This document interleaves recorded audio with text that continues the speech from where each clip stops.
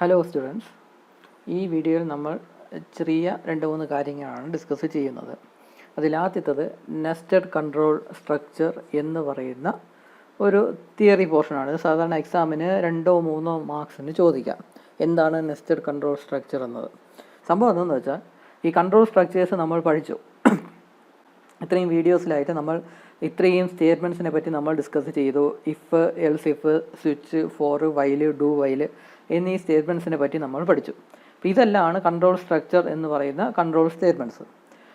Suppose ഇപ്പോൾ ഈ four ലൂപ്പിൻ്റെ അകത്ത് ഒരു ഇഫ് സ്റ്റേറ്റ്മെൻറ്റ് വന്നാൽ, അല്ലെങ്കിൽ വൈൽ ലൂപ്പിൻ്റെ അകത്ത് മറ്റൊരു ഫോർ ലൂപ്പ് വന്നാൽ, അല്ലെങ്കിൽ വൈൽ ലൂപ്പിൻ്റെ അകത്ത് മറ്റൊരു ഇഫ് സ്റ്റേറ്റ്മെൻറ്റ് വന്നാൽ, അല്ലെങ്കിൽ ഇഫ് സ്റ്റേറ്റ്മെൻറ്റ് അകത്ത് ഫോർ ലൂപ്പ് വന്നാൽ, അല്ലെങ്കിൽ ഇഫ് സ്റ്റേറ്റ്മെൻറ്റ് അകത്ത് ഒരു വൈൽ ലൂപ്പ് വന്നാൽ, ഇങ്ങനെയൊക്കെ വരുന്നെങ്കിലാണ് നമ്മൾ അതിനെ നെസ്റ്റഡ് കൺട്രോൾ സ്ട്രക്ചർ എന്ന് പറഞ്ഞത്. അതായത് ഒരു കൺട്രോൾ സ്ട്രക്ചറിൻ്റെ അകത്ത് മറ്റൊരു കൺട്രോൾ സ്ട്രക്ചർ വരുന്ന ആ ഒരു രീതി. അപ്പോൾ നമ്മൾ പ്രോഗ്രാം എഴുതുമ്പോൾ ഒരു കൺട്രോൾ സ്ട്രക്ചറിൻ്റെ അകത്ത് മറ്റൊരു കൺട്രോൾ സ്ട്രക്ചർ എഴുതുകയാണെങ്കിൽ ആ മെത്തേഡിനെ നെസ്റ്റഡ് കൺട്രോൾ സ്ട്രക്ചർ എന്ന് പറയും. അതാണ് ഇവിടെ എഴുതിയിരിക്കുന്നത്. If a control structure appears within another control structure it is called nested control structure. ഒരു കൺട്രോൾ സ്ട്രക്ചറിൻ്റെ അകത്ത് മറ്റൊരു കൺട്രോൾ സ്ട്രക്ചർ വരുന്ന രീതിയിൽ നമ്മൾ പ്രോഗ്രാം എഴുതുന്നു എങ്കിൽ അതിനെ നെസ്റ്റഡ് കൺട്രോൾ സ്ട്രക്ചർ എന്ന് പറയും. എക്സാമിന് ഇങ്ങനെ ചോദിക്കും, 2-3 മാർക്സിന് ചോദിക്കാൻ സാധ്യതയുള്ളൂ. അപ്പോൾ എഴുതാനായിട്ടൊരു 3-4 പോയിൻറ്റ്സ് പഠിച്ചു വയ്ക്കുക. പ്രത്യേകിച്ച് ഈ ഒരു സെൻറ്റൻസ് എങ്ങനെയെങ്കിലും ഒന്ന് പഠിച്ചു വയ്ക്കുക, അത്രയേ ഉള്ളൂ. അപ്പോൾ അതങ്ങ് എഴുതുക എന്ന് മാത്രമേ സംഭവമുള്ളൂ. അല്ലാതെ കൂടുതൽ ഇത് പഠിക്കാനൊന്നുമില്ല. അപ്പോൾ അതാണ് നെസ്റ്റഡ് കൺട്രോൾ സ്ട്രക്ചർ എന്ന് പറയുന്ന സംഭവം. ഇനി അതുപോലെ തന്നെ എക്സാമിന് തിയറി 2 മാർക്കിന് അല്ലെങ്കിൽ 3 മാർക്കിന് ചോദിക്കാൻ സാധ്യതയുള്ള ഒരു സംഭവമാണ് ടൈപ്സ് ഓഫ് ലൂപ്സ് എന്നത്. തിയറിറ്റിക്കലി പറയുന്ന 2 ടൈപ്സ് ഓഫ് ലൂപ്സ് എന്നാണ്. ആദ്യത്തത് കൗണ്ടർ കൺട്രോൾ ലൂപ്സ് എന്ന് പറയും. അതിനെ ഡെഫിനിറ്റ് റെപ്പറ്റീഷൻ ലൂപ്പ് എന്നാണ് പറയുന്നത്. രണ്ടാമത്തെ കാറ്റഗറി സെൻറ്റിനൽ കൺട്രോൾഡ് ലൂപ്സ് അല്ലെങ്കിൽ ഇൻഫിനിറ്റ് റെപ്പറ്റീഷൻ ലൂപ്പ് എന്ന് പറയും. ഇതിൽ ഫോർ ലൂപ്പ് എന്ന് പറയുന്ന ആ സംഭവം ഈ കൗണ്ടർ കൺട്രോൾഡ് ലൂപ്പ് അല്ലെങ്കിൽ ഡെഫിനിറ്റ് റെപ്പറ്റീഷൻ ലൂപ്പ് എന്ന് പറയുന്ന കാറ്റഗറിക്കകത്താണ് വരുന്നത്. അതേസമയം വൈൽ, ഡു വൈൽ എന്നീ സ്റ്റേറ്റ്മെൻറ്റ്സ് എന്നീ കൺട്രോൾ ലൂപ്സ് ഈ സെൻറ്റിനൽ കൺട്രോൾഡ് ലൂപ്സ് അല്ലെങ്കിൽ ഇൻഫിനിറ്റ് റെപ്പറ്റീഷൻ ലൂപ്പ് എന്ന കാറ്റഗറിക്കകത്താണ് വരുന്നത്. സംഭവം എന്തെന്ന് വെച്ചാൽ, ഒരു സെറ്റ് ഓഫ് സ്റ്റേറ്റ്മെൻറ്റ്സ് എത്ര തവണ റിപ്പീറ്റ് ചെയ്യണം എന്ന് നമുക്ക് ആൾറെഡി അറിയാമെങ്കിൽ നമ്മൾ ഫോർ ലൂപ്പാണ് ഉപയോഗിക്കുന്നത് എന്ന് പറഞ്ഞു. ആ സംഭവമാണ് ഇവിടെ പറയുന്നത്. എത്ര തവണ റിപ്പീറ്റ് ചെയ്യണം എന്ന് നമുക്കറിയാമെങ്കിൽ അതിനെയാണ് ഡെഫിനിറ്റ് റെപ്പറ്റീഷൻ ലൂപ്പ് എന്ന് പറയുന്നത്. എത്ര തവണ റിപ്പീറ്റ് ചെയ്യണം എന്ന് നമുക്ക് ആൾറെഡി അറിയാമായിരിക്കും. അങ്ങനെയാണെങ്കിൽ നമ്മളൊരു കൗണ്ടറൊക്കെ ഉപയോഗിച്ചായിരിക്കും കണ്ടീഷൻ നമ്മൾ സ്പെസിഫൈ ചെയ്യുന്നത്. അങ്ങനത്തെ ലൂപ്സ് വരുന്ന രീതിയാണെങ്കിൽ നമ്മൾ സാധാരണ ഫോർ ലൂപ്പാണ് ഉപയോഗിക്കുന്നത്. അതാണ് ഫോർ ലൂപ്പാണ് ബെസ്റ്റ് മെത്തേഡ് എന്ന് പറയാം. അതേസമയം എന്തെങ്കിലും ഒരു കണ്ടീഷൻ മാത്രം തന്നിരിക്കും. ആ കണ്ടീഷൻ എത്ര തവണ എക്സിക്യൂട്ട് ചെയ്താൽ അത് ഫാൾസ് ആവും എന്ന് നമുക്കറിയത്തില്ല. ഏതോ ഒരു പൊസിഷനിൽ വെച്ച് ആ കണ്ടീഷൻ്റെ ഔട്ട്പുട്ട് ഫാൾസ് ആവും. അപ്പോൾ അങ്ങനത്തെ ഒരു സിറ്റുവേഷൻ ആണെങ്കിൽ അതിന് സെൻറ്റിനൽ കൺട്രോൾഡ് ലൂപ്സ് എന്ന് പറയും, അല്ലെങ്കിൽ ഇൻഫിനിറ്റ് റിപ്പറ്റീഷൻ ലൂപ്പ് എന്ന് പറയും. കാരണം നമുക്ക് തന്നെ അറിയില്ല എത്ര തവണ എക്സിക്യൂട്ട് ചെയ്യണം എന്ന് നമുക്കറിയത്തില്ല. ഏതെങ്കിലും ഒരു പോയിന്റിൽ വെച്ച് ആ കണ്ടീഷൻ്റെ ഔട്ട്പുട്ട് ഫാൾസ് ആവും. അപ്പോൾ ആ സിറ്റുവേഷൻ ആണെങ്കിൽ നമ്മൾ സാധാരണ ഈ വൈൽ ലൂപ്പാണ് ഉപയോഗിക്കുന്നത്.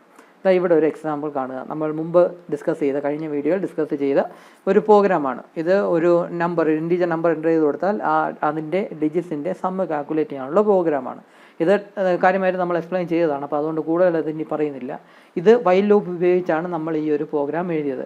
ഈ ഒരു പ്രോഗ്രാമിന് ഇത് സത്യം പറഞ്ഞാൽ വൈൽ ലൂപ്പ് ഉപയോഗിച്ച് എഴുതുന്നതാണ് കൂടുതൽ നല്ലതെന്ന് പറയാം. കാരണം ഇതൊരു സെൻറ്റിനൽ കൺട്രോൾഡ് ലൂപ്പ് എന്ന് പറയുന്ന കാറ്റഗറിക്കകത്തുള്ളതാണെന്ന് പറയാം. ഇവിടെ ഒരു കണ്ടീഷൻ കൊടുത്തിട്ടുണ്ട്. എത്ര തവണ എക്സിക്യൂട്ട് ചെയ്താൽ ഈ കണ്ടീഷൻ ഔട്ട്പുട്ട് ഫാൾസ് ആവും എന്ന് നിങ്ങൾക്കിപ്പം പറയാനൊക്കുമോ? സാധാരണ രീതിയിൽ അത് പറയാനൊക്കത്തില്ല. എപ്പോഴാണോ ഈ നം എന്ന് പറയുന്ന വേരിയബിളിൻ്റെ വാല്യൂ ഗ്രേറ്റർ ദാൻ 0 ആയിരിക്കുന്നത് അത്രയും കാലം ഇത് റിപ്പീറ്റ് ചെയ്ത് എക്സിക്യൂട്ട് ചെയ്തുകൊണ്ടിരിക്കണം. എപ്പോഴാണോ ഈക്വൽ ടു 0 ആവുന്നത് അല്ലെങ്കിൽ ലെസ് ദാൻ 0 ആവുന്നത് അപ്പം മാത്രമേ അത് സ്റ്റോപ്പ് ചെയ്യുകയുള്ളൂ എന്ന് മാത്രമേ നമുക്ക് പറയാനൊക്കത്തുള്ളൂ. അല്ലാതെ ഫിക്സഡ് ആയിട്ടൊരു നമ്പർ നമുക്ക് പറയാൻ സാധിക്കത്തില്ല എത്ര തവണ എക്സിക്യൂട്ട് ചെയ്താൽ ഈ കണ്ടീഷൻ ഔട്ട്പുട്ട് ഫാൾസ് ആവുമെന്ന്. അപ്പം അങ്ങനത്തെ ടൈപ്പ് ഓഫ് കാറ്റഗറിയിലുള്ളതാണ് സെൻറ്റിനൽ കൺട്രോൾഡ് ലൂപ്സ് എന്ന് പറയുന്നത്, അല്ലെങ്കിൽ ഇൻഫിനിറ്റ് റെപ്പറ്റീഷൻ ലൂപ്പ് എന്ന് പറയുന്നത്. അപ്പോൾ അത് സത്യം പറഞ്ഞാൽ വൈൽ ലൂപ്പിനാണ് ഉദ്ദേശിക്കുന്നത്. അപ്പോൾ അങ്ങനത്തെ സിറ്റുവേഷനാണ് വരുന്നതെങ്കിൽ വൈൽ ലൂപ്പാണ് സാധാരണ ഉപയോഗിക്കുന്നത്. ഇപ്പോൾ ഇതേ പ്രോഗ്രാം തന്നെ നമുക്ക് ഫോർ ലൂപ്പ് എഴുതണമെന്ന് കരുതുക. ഫോർ ലൂപ്പ് എഴുതാനായിട്ട് സാധിക്കും, കുഴപ്പമൊന്നുമില്ല. ഫോർ ലൂപ്പ് രീതിയിൽ എഴുതുകയാണെങ്കിൽ സിൻടാക്സ് എറർ ഒന്നും ഇല്ലാതെ പ്രോഗ്രാം റൺ ചെയ്യും. പക്ഷേ നമുക്ക് കറക്റ്റായിട്ടുള്ള ഔട്ട്പുട്ടും കിട്ടും. പക്ഷേ അതത്ര പ്രിഫറബിൾ ആയിട്ടുള്ള ഒരു മെത്തേഡാണെന്ന് പറയാൻ സാധിക്കത്തില്ല. അപ്പോൾ ഇതേ പ്രോഗ്രാം തന്നെ ഫോർ ലൂപ്പ് ഉപയോഗിച്ചാണ് എഴുതുകയെന്ന് കരുതുക.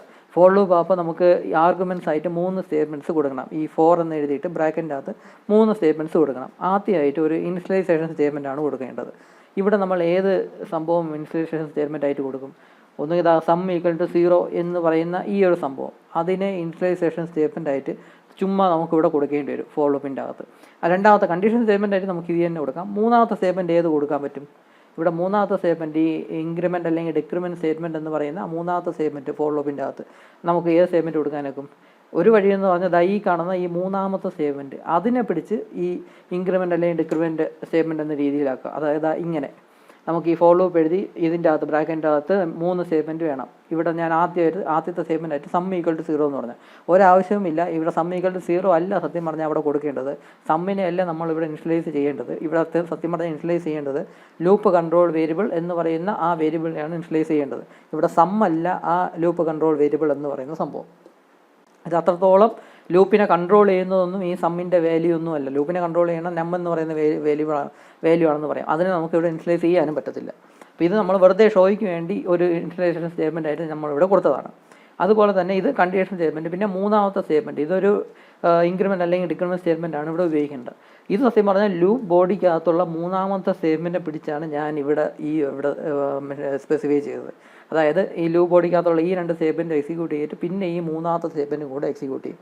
എന്നിട്ടായിരിക്കും ഈ കണ്ടീഷൻ ചെക്ക് ചെയ്യുന്നത്. അപ്പോൾ നിങ്ങൾക്കിത് കാണുമ്പോൾ തന്നെ മനസ്സിലാകും ഒരു ഓക്വേർഡ് രീതിയിലാണ് ഈ ഫോർ ലൂപ്പ് കൺസ്ട്രക്ട് ചെയ്തിരിക്കുന്നത്. ഇവിടെ സം ഈക്വൽ ടു 0 അല്ല ഇനിഷ്യലൈസേഷൻ സ്റ്റേറ്റ്മെൻ്റ് ആയിട്ട് കൊടുക്കേണ്ടത്. അപ്പം തന്നെ തെറ്റി. മാത്രമല്ല ഇതൊരു ഇൻക്രിമെൻ്റ് അല്ലെങ്കിൽ ഡിക്രിമെൻറ്റ് സ്റ്റേറ്റ്മെൻ്റ് ആയിട്ട് കൊടുക്കുന്ന അത്രത്തോളം നല്ലൊരു രീതിയല്ല. കാരണം അത് ലൂപ്പ് ബോഡിക്കകത്ത് കൊടുക്കേണ്ടിയിരുന്ന സ്റ്റേറ്റ്മെൻ്റ് ആയിരുന്നു. അപ്പോൾ ഇങ്ങനത്തെ സിറ്റുവേഷനിൽ സത്യം പറഞ്ഞാൽ വൈൽ ലൂപ്പാണ് കൂടുതൽ കൺവീനിയൻറ്റ് നമുക്ക് യൂസ് ചെയ്യാനായിട്ട്. അപ്പം എത്ര തവണ എക്സിക്യൂട്ട് ചെയ്യണം എന്ന് അറിയാൻ പാടില്ലാത്ത സിറ്റുവേഷൻ ആണെങ്കിൽ സാധാരണ വൈൽ ലൂപ്പാണ് ഉപയോഗിക്കേണ്ടത്. അതേസമയം എത്ര തവണ റിപ്പീറ്റ് ചെയ്യണം എന്ന് അറിയാമെങ്കിൽ സാധാരണ നമുക്ക് ഫോർ ലൂപ്പ് നമുക്ക് യൂസ് ചെയ്യാം. ഇവിടെ ഇപ്പോൾ നോക്കുക, ഈ വീഡിയോ നിങ്ങൾ കണ്ടോ എന്നറിയത്തില്ല. ഇത് 55ാമത്തെ വീഡിയോ ആണിത്. 3rd മോഡ്യൂളിലുള്ളൊരു പോർഷനാണ്. നിങ്ങൾ വീഡിയോ കണ്ടോ എന്നറിയത്തില്ല. കണ്ടില്ല എങ്കിൽ നിങ്ങൾ എടുത്ത് കാണുക. ഇവിടെ എന്താണെന്ന് വെച്ചാൽ ഇവിടെ ഐ എന്ന് പറയുന്ന വേരിയബിളിനെ ഇനിഷ്യലൈസ് ചെയ്യുന്നുണ്ട്. പിന്നെ i less than or equal to n എന്ന് കൊടുക്കുന്നുണ്ട്. ഈ എന്നിൻ്റെ വാല്യൂ എത്രയാണ് നമ്മളിവിടെ എൻ്റർ ചെയ്ത് കൊടുക്കുന്ന ആ വാല്യൂ എത്രയാണെന്ന് നമുക്കറിയാം. അപ്പോൾ സത്യം പറഞ്ഞാൽ എത്ര തവണ ഈ സ്റ്റേറ്റ്മെൻറ്റ്സ് റിപ്പീറ്റ് ചെയ്യണമെന്ന് നമുക്കിത് കാണുമ്പോൾ തന്നെ മനസ്സിലാവും. ഇവിടെ ഇപ്പം 5 തവണ റിപ്പീറ്റ് ചെയ്യണമെന്ന് പറയാം. ഐയുടെ വാല്യൂ ഇനിഷ്യൽ വാല്യൂ 1 ആണ്. അപ്പോൾ അത് വെച്ച് കണ്ടീഷൻ ചെക്ക് ചെയ്തിട്ട് 5 തവണ ഇവിടെ നമ്മൾ 5 എന്ന് കൊടുത്തതുകൊണ്ട് 5 തവണ റിപ്പീറ്റ് ചെയ്യുമ്പോൾ ഈ സ്റ്റേറ്റ്മെൻറ്റ് ഔട്ട്പുട്ട് ഫാൾസ് ആവും എന്ന് നമുക്കറിയാം. 5 തവണ റിപ്പീറ്റ് ചെയ്തിട്ട് 6ാമത്തെ തവണ ഇത് സ്റ്റേറ്റ്മെൻറ്റ് ഔട്ട്പുട്ട് ഈ കണ്ടീഷൻ്റെ ഔട്ട്പുട്ട് ഫാൾസ് ആവും എന്ന് നമുക്കറിയാം. അപ്പം അതുകൊണ്ട് തന്നെ നമുക്ക് കൃത്യമായിട്ട് എത്ര തവണ റിപ്പീറ്റ് ചെയ്യുന്നു എന്നറിയാം. അപ്പോൾ അതുകൊണ്ട് ഈ സിറ്റുവേഷനാണെങ്കിൽ നമുക്ക് ഫോർ ലൂപ്പ് ഉപയോഗിക്കാനായിട്ട് സാധിക്കും. മാത്രമല്ല ഇവിടെ ലൂപ്പ് കൺട്രോൾ വേരിയബിൾ എന്ന് പറയുന്ന സംഭവമുണ്ട്. അവിടെ ഐ ആണ് ലൂപ്പ് കൺട്രോൾ വേരിയബിളായിട്ട് ആക്ട് ചെയ്യുന്നത്. ആ ഐ എന്ന് പറയുന്ന വേരിയബിളിൻ്റെ വാല്യൂ ആണ് ആക്ച്വലി ഈ കണ്ടീഷൻ ഔട്ട്പുട്ട് ട്രൂ ആണോ ഫാൾസ് ആണോ എന്നൊക്കെ ഡിസൈഡ് ചെയ്യുന്നതല്ല. അപ്പോൾ അങ്ങനത്തെ കാര്യങ്ങളെല്ലാം ഉണ്ട്. അപ്പോൾ അതുകൊണ്ട് ഈ ഒരു സിറ്റുവേഷൻ ആണെങ്കിൽ നമ്മൾ സാധാരണ ഫോർ ലൂപ്പ് ആയിരിക്കും ഉപയോഗിക്കേണ്ടത്. അതായത് എത്ര തവണ റിപ്പീറ്റ് ചെയ്യണം എന്ന് കറക്റ്റായിട്ട് അറിയാം നമുക്ക്.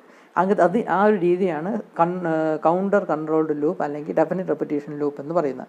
അവിടെ ഐ ആയിരുന്നു ആക്ച്വലി കൗണ്ടറായിട്ട് നമ്മൾ യൂസ് ചെയ്യുന്നത്. ആ ഐ ഉപയോഗിച്ചായിരുന്നു കണ്ടീഷൻ ഔട്ട്പുട്ട് ട്രൂ ആണോ ഫാൾസ് ആവുന്നോ എന്നൊക്കെ നമ്മൾ ഡിസൈഡ് ചെയ്യുന്നത്. അപ്പോൾ അങ്ങനത്തെ സിറ്റുവേഷനാണെങ്കിൽ നമ്മൾ സാധാരണ ഫോർ ലൂപ്പാണ് ഉപയോഗിക്കുന്നത്. അല്ലാതെ എത്ര തവണ റിപ്പീറ്റ് ചെയ്യണം എന്ന് അറിയത്തില്ല എങ്കിൽ നമ്മൾ സാധാരണ വൈൽ ലൂപ്പായിരിക്കും ഉപയോഗിക്കേണ്ടത്. അപ്പോൾ ഈ ഒരു കാര്യം മനസ്സിൽ വച്ചേക്കുക. നമ്മൾ പ്രോഗ്രാം എഴുതി തുടങ്ങുമ്പോൾ തന്നെ നമുക്ക് മനസ്സിലാവും ഇന്ന പ്രോഗ്രാമിൽ ഫോർ ലൂപ്പ് അല്ല ഉപയോഗിക്കേണ്ട വൈൽ ലൂപ്പാണ്, അല്ലെങ്കിൽ വൈൽ ലൂപ്പ് അല്ല നമുക്ക് ഉപയോഗിക്കേണ്ട ഫോർ ലൂപ്പാണ് എന്ന് നമുക്ക് മനസ്സിലാവും പ്രോഗ്രാം എഴുതുമ്പോൾ തന്നെ. എക്സാമിന് കറക്റ്റായിട്ട് ഫോർ ലൂപ്പ് ഉപയോഗിച്ച് എഴുതുക അല്ലെങ്കിൽ വൈൽ ലൂപ്പ് ഉപയോഗിച്ച് എഴുതുക എന്ന് കറക്റ്റായിട്ട് മെൻഷൻ ചെയ്യുന്നില്ല എങ്കിൽ നിങ്ങൾക്ക് ഏത് വേണോ ഉപയോഗിച്ച് എഴുതാം. പക്ഷേ ഇങ്ങനെ ഓക്വേർഡായിട്ട് വരുന്ന രീതിയിലൊന്നും നമ്മൾ എഴുതി വയ്ക്കരുത്. അത്ര മാത്രമേ ഉള്ളൂ. അപ്പോൾ ഇതാണ് ഈ വീഡിയോയിൽ നമുക്ക് പറയാനുള്ളത്. ബാക്കി അടുത്ത വീഡിയോയിൽ നമുക്ക് ഡിസ്കസ് ചെയ്യാം. Thank you.